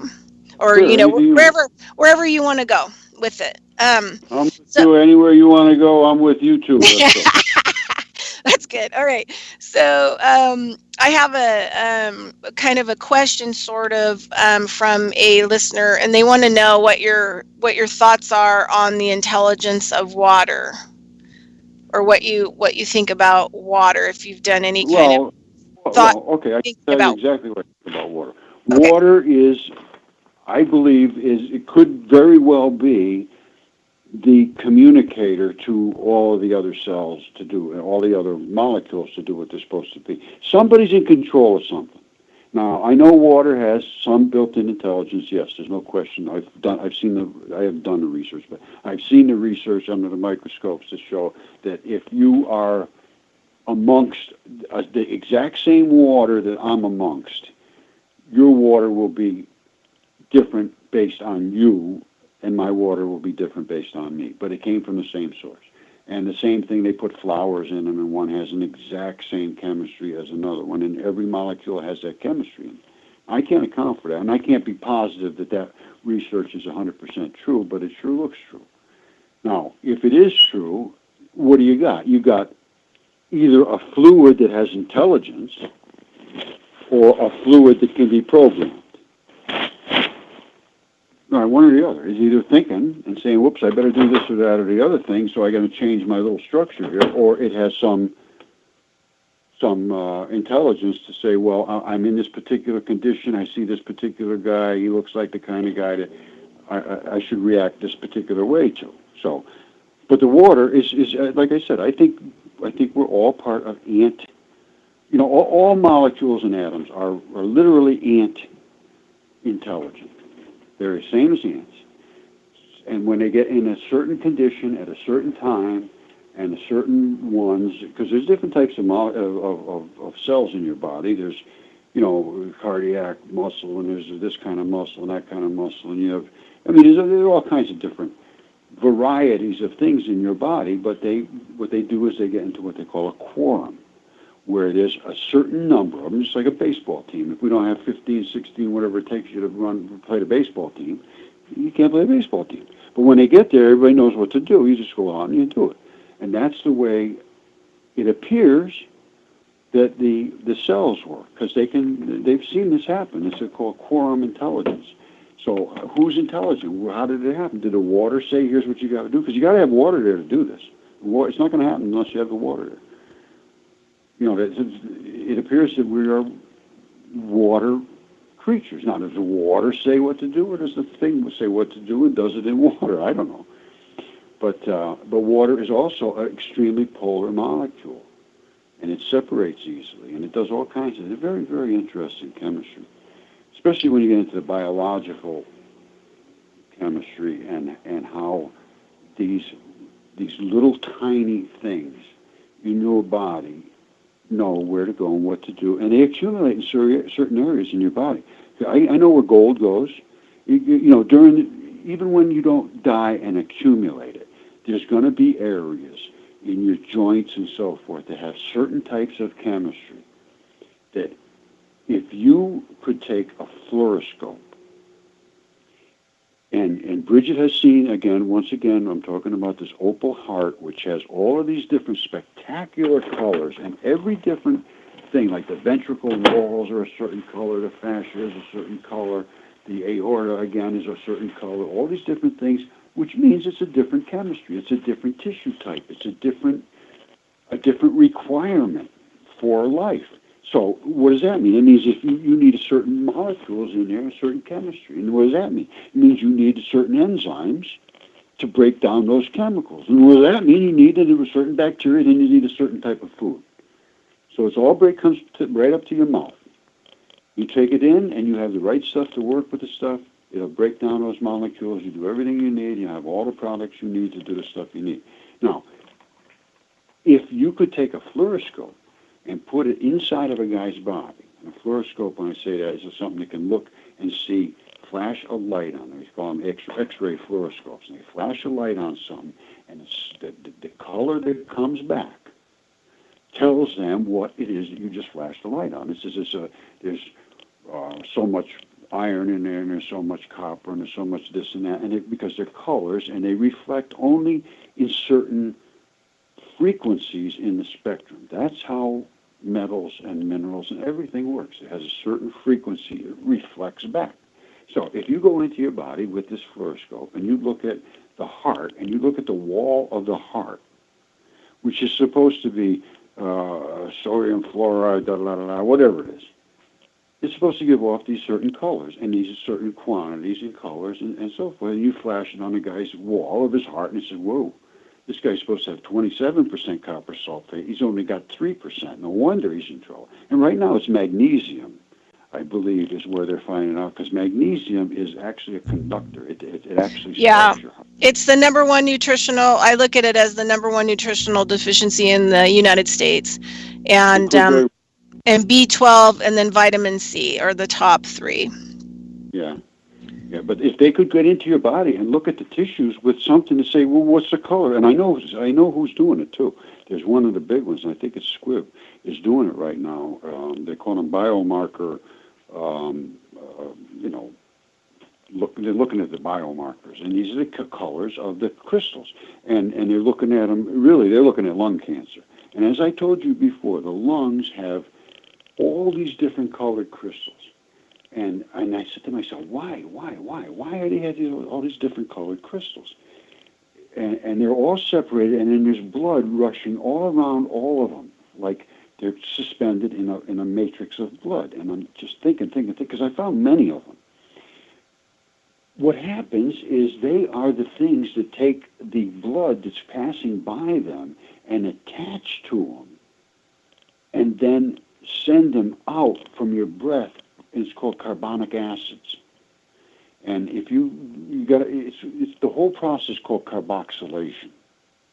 And carboxylation is where the carbon moves through your body and attaches to these metal complexes, which I was talking about, these transition metals. They bring this and that around your whole body, and then they bring them back up to these crystals, and they dump off what they want to get rid of, and it goes out as carbonic acid, blows it out in CO2 and all that business, attached to these acids. It's like throwing it out of your lungs. And that's how you get rid of the acids and things in your body. That's one of the purging areas. And then I said to myself, boy, that's interesting. All these different colored because the crystals are all different metals. Every one of them is a different metal. Blue and green and red and purple. They're all different colors.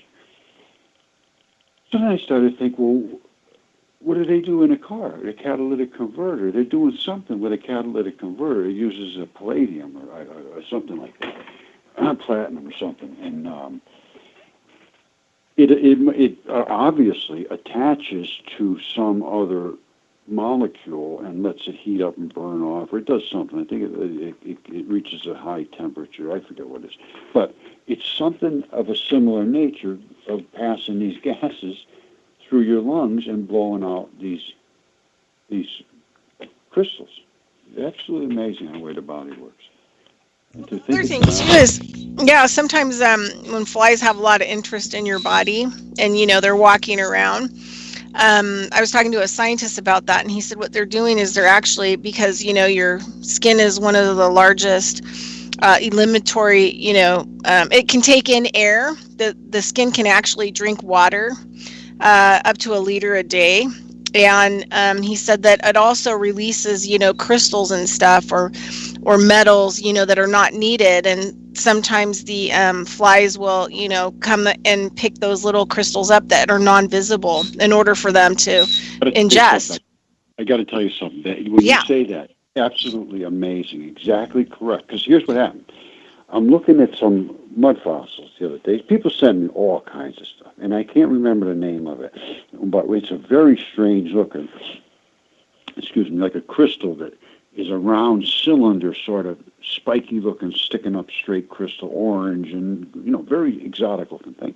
So I started looking into it. It ends up being a sweat gland. It's a sweat gland. So I'm looking at the chemistry of it. And it's all metals. And I'm thinking, boy, that's funny. It's a sweat gland. It's all metals.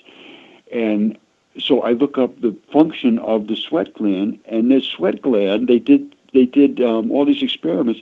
The sweat gland is where you get rid of metals. You get more metals come out of your sweat glands than any other part of your excretory system. That is where you release your metals from. So you're 100% right that the metals are coming out of there. So and so the other thing too is like, let me just say one more thing. Yeah, go ahead. So I go back to myself and I said, holy smokes, those sweat lodges. Yeah, that's absolutely perfectly work. Absolutely going to get rid of the toxic metals in your body. You know what I'm saying? Yeah. Yep. No, and and the interesting, So the other thing too is like, so ever since I was a little girl, because I grew up in two kind of family bloodlines, there's always been interesting, what people would call folklore, but I consider it real. It's all real. Yeah, it's all real. So, but they would talk about how the insects, if they sting you or they bite you in certain areas without you being mean to them, or really angering them or making them angry. But if it just kind of happens, like, a honeybee comes and stings you in a certain area without provocation, that the honeybee is actually giving you a natural, acupuncture to try to help that area that you have. And ants can bite you and sting you. And,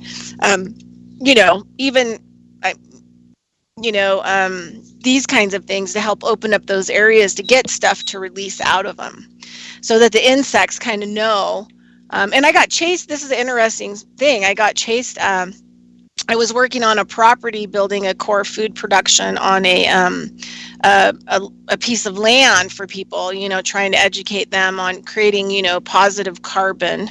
It's really interesting, because of Rudolf Steiner's work, it was all about the biodynamic farming side was all about making preparations and all different kinds of things and how you structure your farm to create an organ, right? A working, functioning organism that has a protective membrane around it, which is the positive carbon, right? That protects it.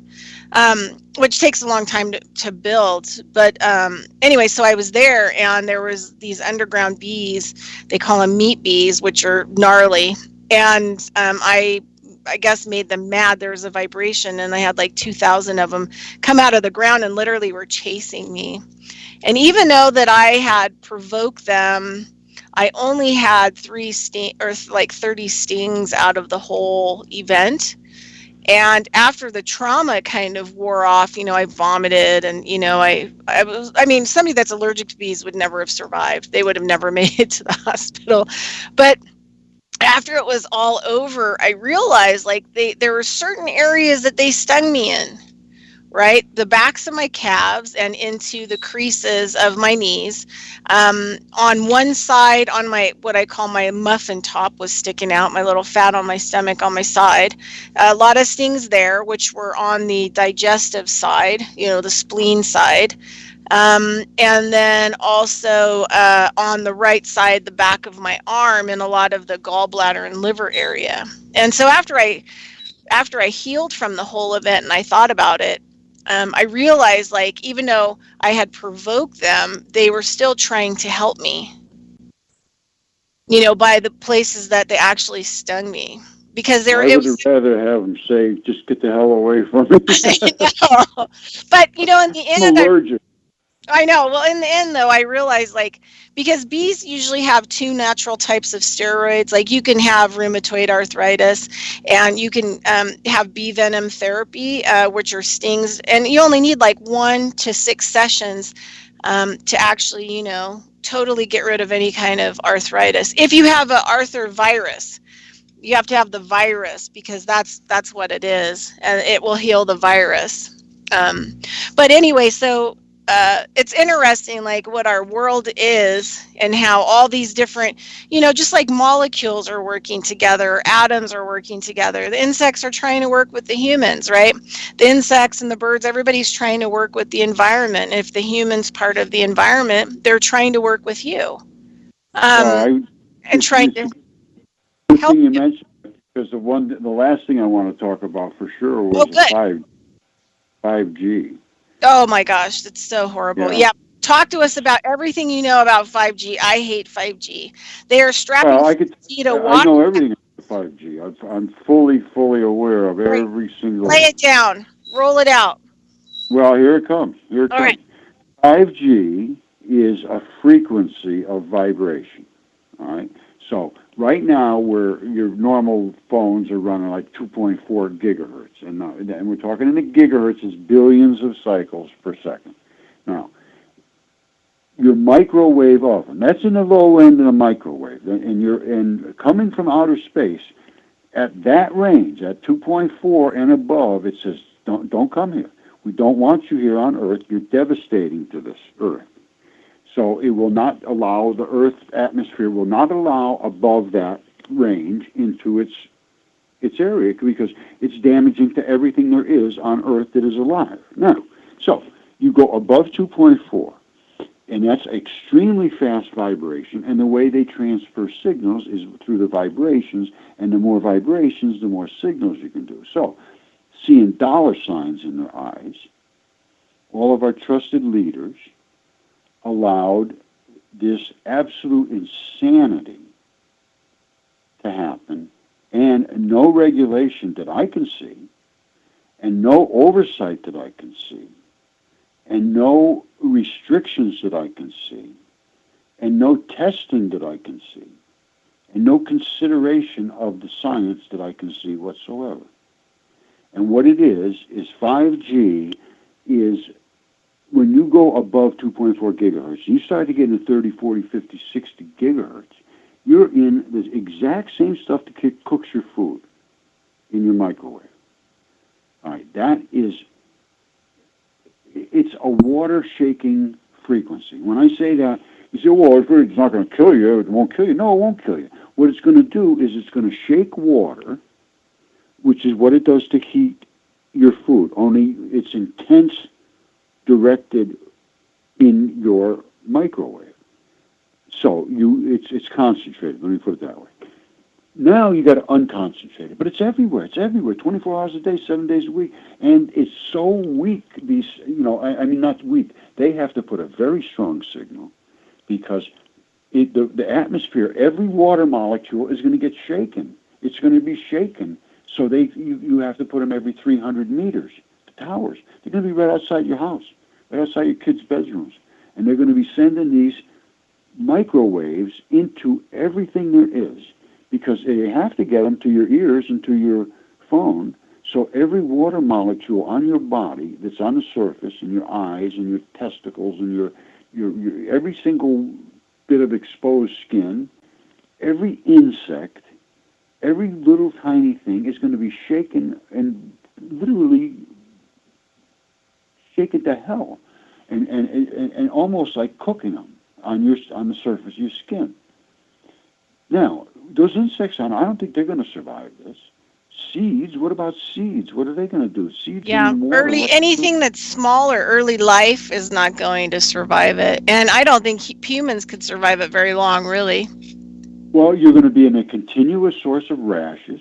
Your eyes are going to start to go bad. And your brain is a lot of fluid. I mean, you're going to go. Well, here's the thing, though. Bridgette, you got to remember this now. They're going to say this, and they're right.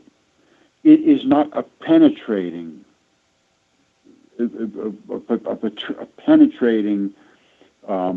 intensity. All right, it's an intensity that's made to stimulate little receiving crystals. But your body is a little receiving crystal, the whole surface. It won't go deep, because it can't get deep, because it's shaking what's on the surface. But what's on the surface is still on you. I don't care. It's still on you. And where there's water on you, the surface of your eyes. But you have capillaries, and your veins are close to the surface. I mean, then it has to affect your heart.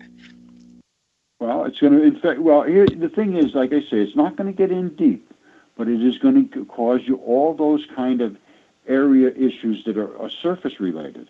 So skin, eyes, your ears, testicles. Everything you eat, because there's not much to a leafy plant, and it's all fluid. So your food. All the insects will die. I mean, the insects are going to die. All the little animals are going to be in trouble. So and so I went down to visit some family members, and obviously, there's the stuff that I can't talk to them about, that they're just not going to be able to deal with. There's a lot of things that I don't talk to them about because they couldn't deal with it. But and it's kind of a reason, like, I visited, and I really like to get to know them, but like, I can't really go and visit again. But Sacramento, which is right over the hill from me, is the first place that 5G went up in May. And when I was there, during the time when they flipped it on, I couldn't believe like how many people were sick. I mean, like sick with like really horrible respiratory, like problems and infections and cough and dry cough, but still tons of coughing. And we would drive through these areas, and all of the water tanks had, not just like one 5G strapped on it, but would have like 200 around the center. Now they're painting them so that you can't notice them on the water towers, kind of a thing. And I ended up getting so sick from being down there. It took me 4 months to like get over it. And I realized like it's probably had a lot to do with the water particles in the air, and that, people were breathing those in, and they weren't used to the 5G and what it was doing to their lungs. Could very well be. There's no studies. Nothing that I can find. They haven't even looked at it. That's as far as I can determine. And they did. I've been looking into this pretty careful, and I'm hearing people screaming about it in front of conferences of people saying these things. So that's why I'm saying, and they're not looking into it. And one of this videos that I watched, this woman and her daughter lived in one of these apartment houses where they had one of these, and they have to have them every 300 meters. So you're not going to be that very far away from them because they cannot penetrate. It's not supposed to be here. So they have to really boost the signal up, and then they have to be very close to each other. So now this woman is living on the third floor of this apartment house, and her daughter is there, and her daughter keeps telling her, "Mommy, I feel like there's something inside my skin." And she says, "Inside your skin?" And she says, "Yeah, it's like inside." And she says, "Well," and then one day she said, "Ooh," the kid started going, "Ooh," and then she said her arm went numb for like 15 minutes. And the kid was having rashes here and there with exposed skin. And then one day, the daughter grabbed, I don't know what it was, but because these induce currents into things that they pass by. That's why it shakes and creates these issues. And the kid grabbed something, maybe touched a water pipe, or grabbed something off the counter that was conductive, whatever it was, and she went, "Ah!" And she fell on the floor, and I guess this was the time that it was like 15 minutes before her arm started working again. And that is exactly what happens to you when you get put into an area where there's extreme frequencies of energy creating what they call induced currents. And this kid got induced with a current, and it discharged to ground or whatnot, to a water pipe or something, and took her down. It's not good. No, it's not good. And one of the things that I've been seeing a lot of the last couple of years, I'm working on a lot more. I have people calling me and working on more babies and stuff like that because of, a lot of the birth trauma and the damage that's happening to them. And, but I'm getting, people will call me from California, Northern California, where 5G is up and running. And these kids have these crazy, like, red blotches and rashes and all kinds of crazy stuff. And the parents take them to the doctor, and the doctor goes, "Oh, it's a childhood virus. It'll go away." And now they're finding that in California that it's causing the 5G. I mean, they're not going to say 5G, but they're saying that all these, viral rashes that these kids are getting is foot and mouth disease. Well, no, the 5G is acting like a foot and mouth disease virus into the children. It's attacking and now adults in the colleges. It's attacking the softest tissues. It's attacking the soft tissues. It's as simple as that. No, and I mean, it is a disaster. Now, I want to say two things. One is that the firefighters in California forced them to take them away from their buildings. They came up with a suit and they made them take them down from anywhere there was going to be firefighters. Yeah, well, the firefighters have fought. I just know from locally, they fought the smart meters off their buildings. They've fought any kind of cell phone towers being put up anywhere near fire, places, fire houses. And then the 5G thing, they totally freaked out about. And because there was a lot of, during these forest fires, what they were finding is some of them were 5G related, and that they were you see what those smart meters were doing to houses? Exploding all of the houses.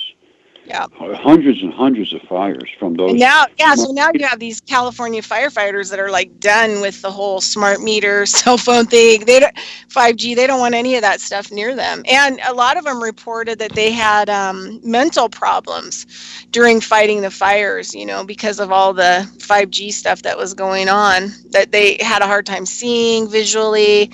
But smart meters... I think the reason that we had trouble with our embassies around the world was, I can't verify this, but I think they were probably installing 5G into the embassies. Yeah. And they got issues with that, but I can't get very... Exactly. I mean, I want to say one other thing. Now, you're talking about babies and having trouble with the babies and their health and so forth. I've been looking into a mother's milk.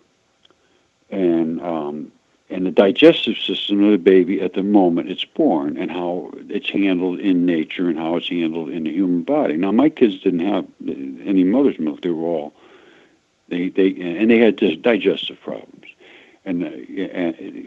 So now, here's the issue: the first milk that comes from the mother, you probably know this, but some of your people may not know this. The first milk that comes from the mother is called colostrum. And it's almost looks like red. It's extremely loaded with enzymes and all kinds of things. I don't know if there's actually bacteria in there, but there is the enzymes in there that start to do the job to create the digestive system. And then there's the first poop. There's a certain type of first poop that they have as the digestive system kicks off.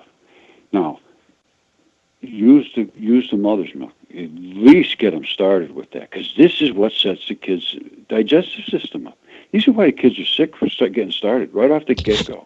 Right. One of the things I do is if I have people, that come in, I mean, even people that are adults and they're having, problems, one of the best colostrums that you can get now as like a supplement, is camel.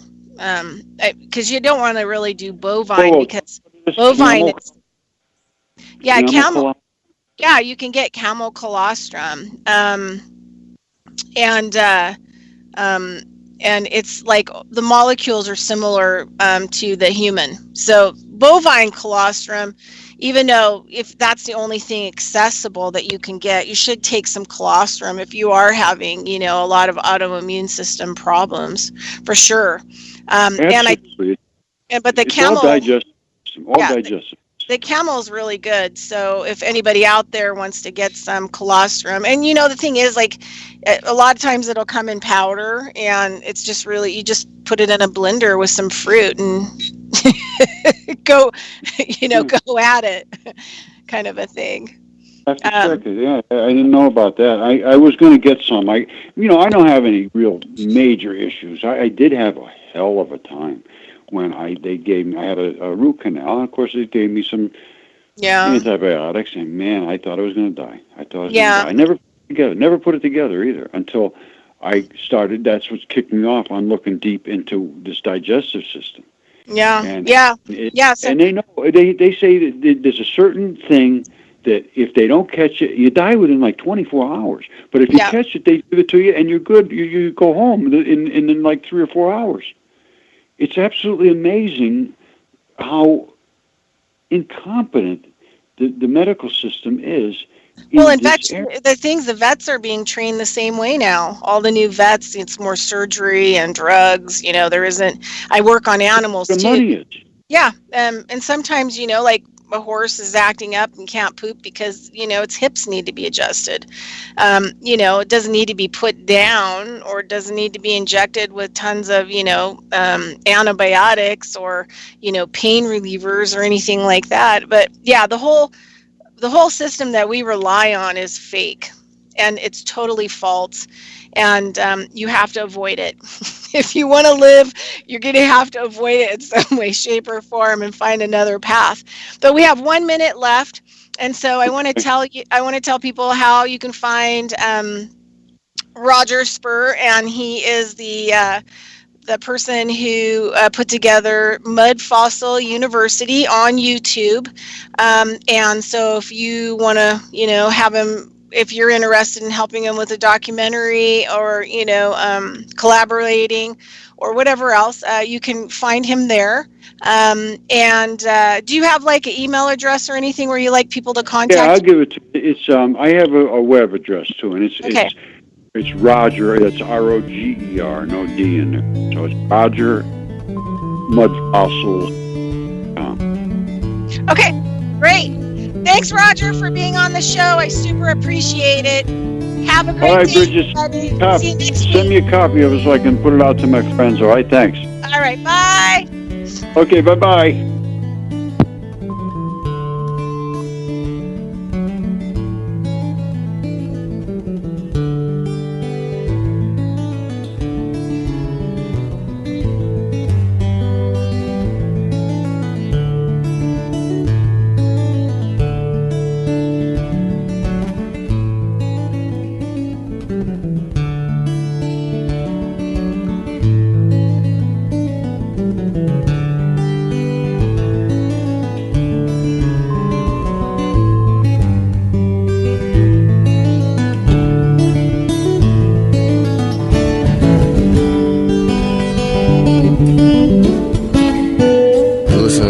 Radio at freedomslips.com, and we'll be right back after this message.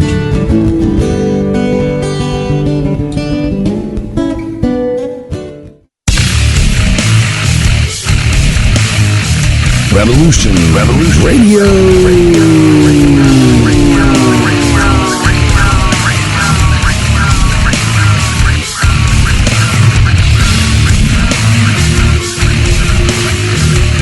You don't see it, do you? How close we are to absolute chaos? The sick ones are sitting on their fat asses, eating and drink themselves into a stupor, polluting the world without a second thought while it goes down the toilet. Nobody wants to do the nasty work. The shit that we all just think about. Most good citizens are just along for the ride and then bitch and moan and complain about everything when it doesn't work out. Not me. Get it done. Revolution Radio, where we do the nasty work. www.freedomslips.com.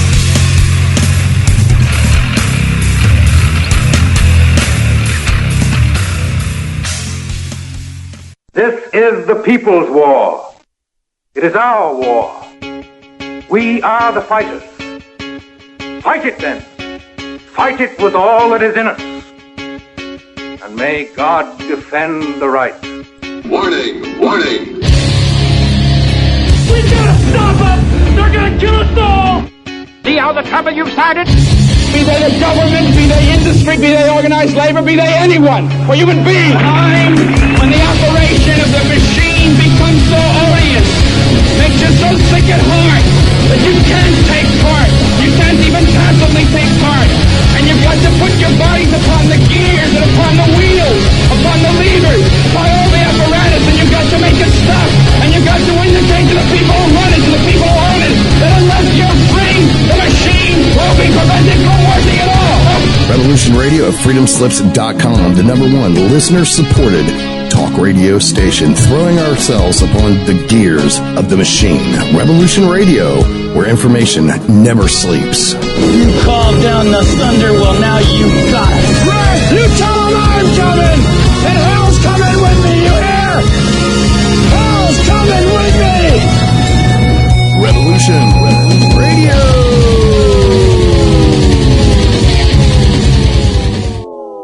The opinions expressed on this radio station, its programs, and its website by the hosts, guests, and call-in listeners or chatters are solely the opinions of the original source who expressed them. They do not necessarily represent the opinions of Revolution Radio.